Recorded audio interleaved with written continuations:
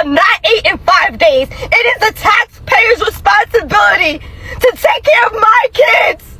Trump done cut them food stamps off. If you're poor, don't have kids, okay? If you're struggling, don't have kids. Don't bring more in. If you already have them, that's another situation. If you don't have them, don't bring any in. And if you have two, don't go having another one. If you have one, don't go having two more. So they say 2 million is getting cut off this month for the scamps.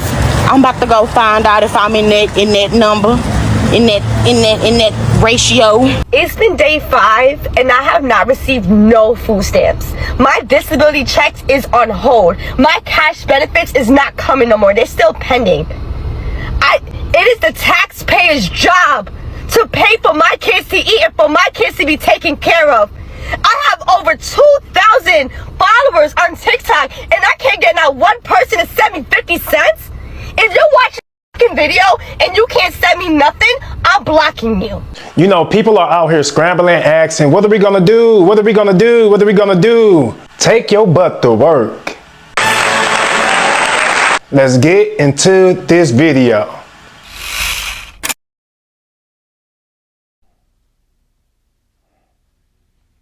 Ma'am, stop. They can't just take my food away. We got kids.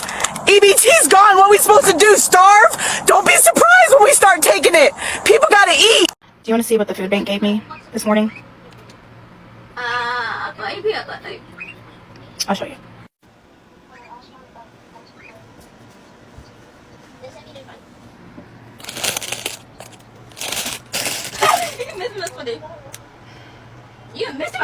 Why some of the new poor people complain so much about food bank food. I would be so fucking happy just to get any of that she got right there, okay? That's how you can tell the difference between new poor and old poor. The new poor don't know how to fucking survive for shit, okay? If you don't want that food bank food, give it to somebody else. Or trade with somebody else. Go like, hey, look, I got a few boxes of Oreos. I'll trade you for like 2 cans of peas or some onions or maybe some vegetables. Why is it the new poor complain so much about food bank food? You guys would not fucking survive. That's why old poor, like we old poor, I would be so happy to get any of that shit. Like, seriously. Have you guys seen this video of a woman 116th in the food bank driving there with everyone else in their brand new cars? And anyone else find this strange that America has the richest poor people? That these people are essentially, in my opinion, taking away from real poor people? Because how do you have a car worth 10, 20, 30, 40 and more $1,000? There's even like a brand new Escalade in here and you're showing up to a food bank. Like, why don't you just sell your car? Like, is that not obvious? Like, look at the prices of some of these cars and look how much food that they actually give them. These rich, poor people are given just pounds of meat and milk and berries and loads of expensive food, basically taking this away from real people that actually need this. Look at the granite countertops in your giant house, in your brand new car, driving to the food bank. Guys, I can't be the only one that has a problem with this. Like, don't do this, please, unless you're...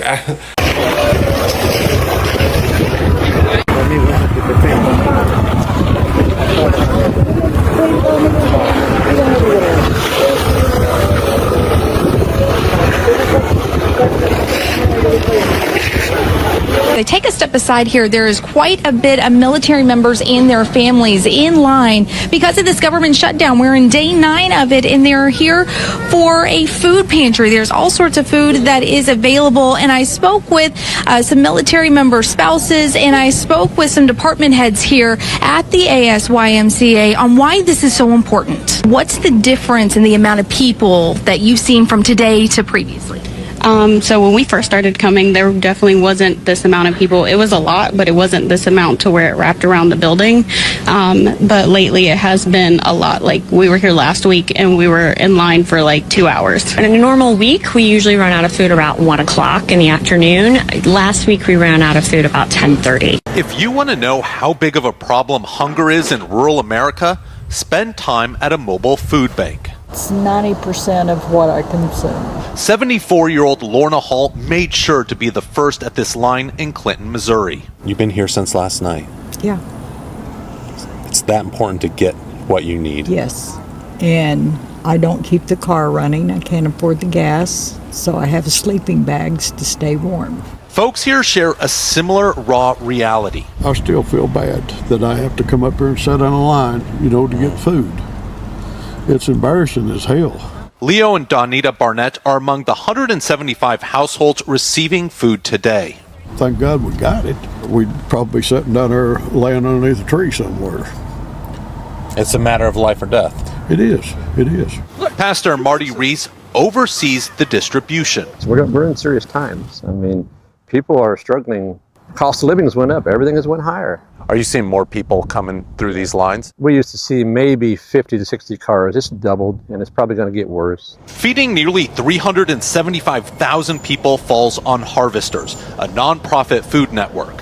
But cuts to government programs, including more than $1 billion in federal food aid, along with rising inflation, translates to fewer donations than previous years. 1 in 7 people in 27 counties across Kansas and Missouri are food insecure. So this is all donations right here. Elizabeth Kiefer says the need is the highest it's been in a decade. And they expect more people as the government shutdown continues and SNAP payments are withheld. We have a rising number of people facing food insecurity and less resources to tackle it. What does that mean for the average family? Folks that are utilizing food pantries, they're going to see less, unfortunately. Another challenge is the recent Trump administration order canceling the annual USDA report on food insecurity, claiming it's become politicized. Without that vital data, we'd be operating in the dark. There's a message from locals to politicians bickering 1,000 miles away. Let's quit fighting.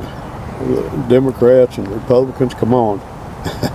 There's people out here starving to death. If Congress had to live on the budgets that we live on, they wouldn't survive. Because in the food line, hunger pains are nonpartisan. Ian Lee, CBS News, Clinton, Missouri. Now, who doesn't know this saying? Eat your food, eat everything on your plate, because there are people, children in Africa starving. You all know that, right? Well, we need to stop saying that. And we need to stop showing ads of all those people in Africa. They need to change the ad. People in America are starving. People in America are starving. People in America are starving. So let's see the ads from Save the Children and everybody else that asks for money. People in America are starving.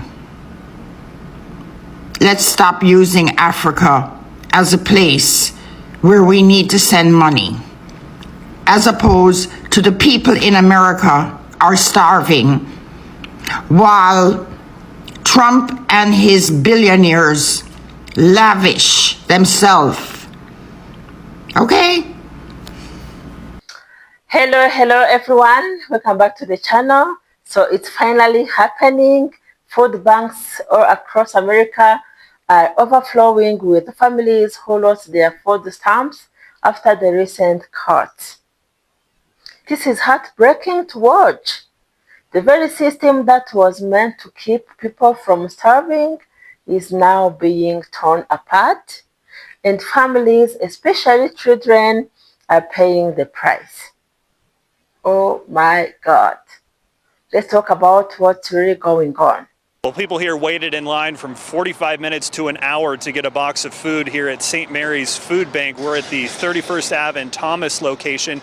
And St. Mary's tells me it's been this way for months. And with the SNAP benefits pausing, come Saturday, food banks are going to be under even more pressure. Because we have no money right now. So we're just trying to get some food to eat for my mom, especially for my mom, because she's sick right now. That we're not getting the stamps. And I gotta take care of my grandson, so it's hard. As we know, almost 900,000 Arizonans rely on SNAP, and 40% of them are children.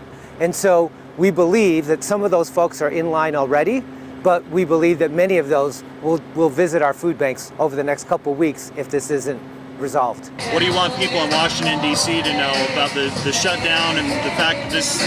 Hurry up and get the job done and worry about the people, not about themselves. This is the state of my fridge. Let's go to the food bank to see if we can get help with dinner. This pickup is 6 miles away and it's at a middle school. I've been in line for about 30 minutes. Our food banks were closed over the weekend, so there's a really big line. Here's the distribution. Hello. How are you today? Good.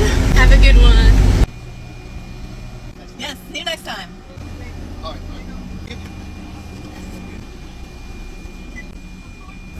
We're back. It looks like we've got 2 pantry boxes, some pantry items, and some fresh fruits and vegetables. And my favorite thing to get is meats because that really adds a lot to the grocery bill. First up is a 4-pack of hamburgers by this steakhouse brand. This is the same weight, but it's a 2-pack from Publix. These are chicken backs that I'll probably use for stock. Really excited to try slicing up this $30 ham on a meat slicer I got from Facebook Market. We had these fish sticks for dinner and they were very good. Lots of ways to use a perfectly ripe bunch of bananas. Same with the pineapple ready to be cut today. We've been getting this milk consistently. It has a great taste. Keeping the box milk in the pantry helps in a pinch. 2 kinds of salad mix, a classic iceberg and a spring mix and spinach. Boxes of cereal are not regularly handed out, maybe because they have a long shelf life, so I was happy to get Fruity Pebbles and Honey Bunches of Oats. From the pantry boxes we have rice, 2 cans of black beans, 4 cans of applesauce, 4 cans of tomato sauce, 2 cans of diced carrots, 2 cans of cut green beans, 6 cans of tuna, 4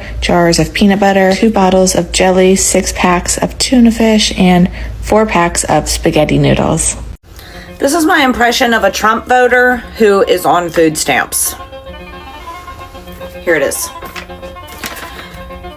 So I have 5 kids and I voted for Trump because I agreed with everything he was saying. I thought we should cut the waste from the government. But I get $2,800 a month for food stamps for my children, and he just cut it back. All the cuts he made in the big beautiful bill cut my food stamps down to $350 a month. How am I supposed to feed 5 kids on $350 a month? I can't really work because I have 5 kids and my husband is gone. So I have to stay home and raise all these kids, and the government was giving me money.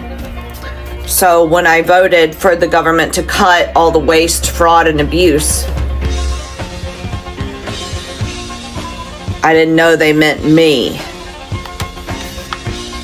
Here's the paper that proves they cut my food stamps. Reports are coming in from every corner of the country. Lines outside food banks wrapping around buildings. People waiting for hours just to get a bag of groceries. Some of these families were already struggling before the cuts, and now they are desperate. Food banks are saying donations can't keep up with demand. Their volunteers are exhausted, shelves are empty. This is not politics anymore, this is survival. Imagine being a single mom, working full-time, and still not being able to feed your kids because your food stamps got cut. This is so heartbreaking. One woman said, I never thought I would need a food bank, but now I have no choice. That's where we are. These cuts are not just numbers on paper. They are destroying real lives.